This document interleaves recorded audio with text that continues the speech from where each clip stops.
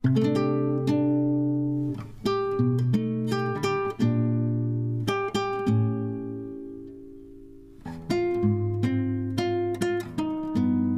কি জানো তোমাদের ওয়াশিং মেশিনই জীবাণুর ঘরবাড়ি?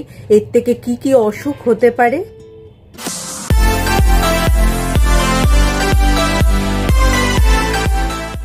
Hello friends, welcome back to my channel. আমার সব বন্ধুরা কেমন আছো? নিশ্চয়ই সুস্থ আছো এবং ভালো আছো। এখন প্রায় সবাই আমরা এই যন্ত্র নির্ভর। গৃহস্থ বাড়িতে এমনই একটি অপরিহার্য যন্ত্র হলো ওয়াশিং মেশিন। এটা ছাড়া কিন্তু আমরা চলতেই পারি না। জামা কাপড় যেমন কেচে তার সময় বাঁচে, তার পাশাপাশি কিন্তু শারীরিক পরিশ্রমও করতে হয় না। কিন্তু তোমরা কি জানো এই ওয়াশিং মেশিন ঠিকভাবে ব্যবহার না করলে এই রোগ জীবাণু বাসা বাঁধতে পারে এতে, আর যার ফলে কিন্তু তোমরা অসুখেও পড়তে পারো। আসলে কি হয়, কাপড় কাচার পর ওয়াশিং মেশিনে কিছুটা জল আর নোংরা থেকে যায়, এখানে বাসা বানায় ব্যাকটেরিয়া এবং ফাঙ্গাস। সেগুলোই কিন্তু পরবর্তীকালে আমাদের বিপদে ফেলতে পারে। তাই এর থেকে কিভাবে রেহাই পাবে চলো জেনে নিই। প্রথমেই যার কথা বলবো সেটা হলো ইকোলাই ইনফেকশন। এই ব্যাকটেরিয়া জল এবং খাবারে থাকে।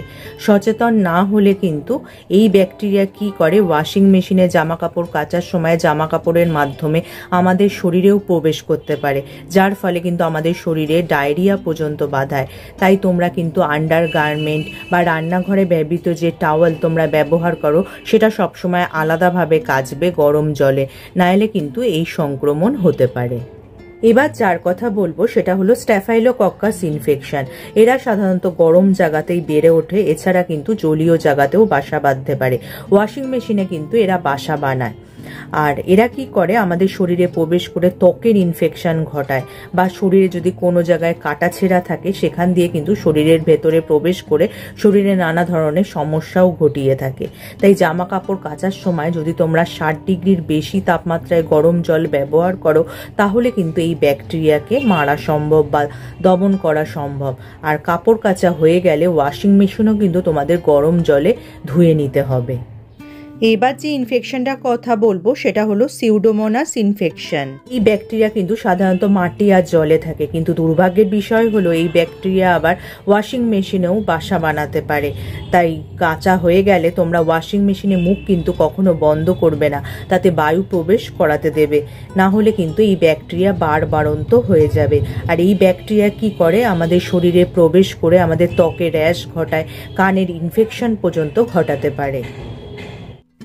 ক্যান্ডিডা এবং মোল্ডের মতো ফাঙ্গাস ওয়াশিং মেশিনের মধ্যে বাসা বানাতে পারে, আর এই ধরনের ফাঙ্গাস ত্বকের ইনফেকশনেরও কারণ হয়, এমনকি বহু ক্ষেত্রে শ্বাসের সমস্যাও বাধায়। তাই কাচা শেষ হওয়ার পর ভালো করে ওয়াশিং মেশিন ধুয়ে ফেলতে হবে, তারপর ওয়াশ ক্লিনার বা গরম জল ব্যবহার করে আবার যন্ত্রটিকে ধুতে হবে। তাহলেই অনায়াসে ফাঙ্গাল ইনফেকশনের ফাঁদ এড়িয়ে যাওয়া সম্ভব হবে। আর সবশেষে যার কথা বলবো সেটা হলো মাইকোব্যাকটেরিয়াম ইনফেকশন। এরা কিন্তু ওয়াশিং মেশিনেও বাসা বানায়। এরা কি করে, আমাদের শরীরে প্রবেশ করে আমাদের ত্বকে তো ইনফেকশন ঘটায়, এছাড়া ফুসফুসেও ইনফেকশন ঘটিয়ে থাকে। তাই তোমরা কিন্তু সবসময় জিম করে এসে জিমে জামা কাপড় বা টাওয়েল আলাদা করে গরম জলে কাচবে। আর সব থেকে ভালো হয় এই কাপড় কাচা হয়ে গেলে কিন্তু ওয়াশিং মেশিনটা ভালো করে গরম জলে ধুতে হবে। আর সব থেকে যদি ভালো উপায় হলেও কাপড় কাচার সময় তোমরা যদি ডিসইনফেক্ট্যান্ট ব্যবহার করো, এতে কিন্তু এইসব ব্যাকটেরিয়ার বাড়ন্ত অনেকটাই কমবে। তাহলে দেখলে তো ওয়াশিং মেশিনে কাপড় কাচার ক্ষেত্রেও তোমাদের কতগুলো শর্ত মানা জরুরি। তাহলে কিন্তু অনেক অসুখ বিসুখ বা ত্বকের ইনফেকশন থেকে নিজেদের রক্ষা করতে পারবে।